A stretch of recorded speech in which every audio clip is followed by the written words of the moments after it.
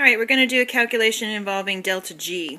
Now the first thing you need to remember is that the delta H and the delta S values that I'm going to be referring to are in the back of your textbook in the appendix. Okay, so that's where these numbers are coming from. So here's a reaction, and I want to know, is this reaction spontaneous at 30 degrees Celsius? So we're going to use the equation delta G is equal to delta H minus T delta S.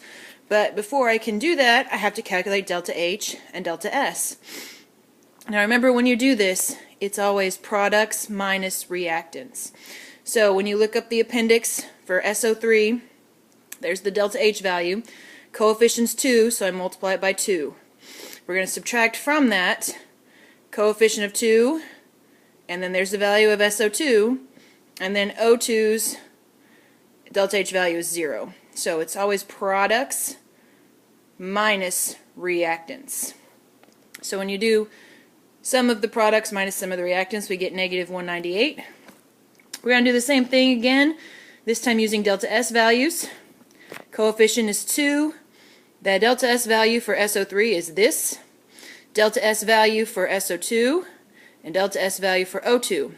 We always sum those together. So products minus reactants. Now the values of delta H are joules.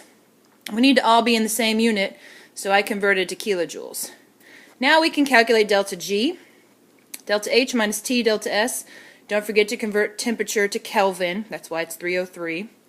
We get a negative value, which means negative value of delta G means the reaction is spontaneous at that temperature.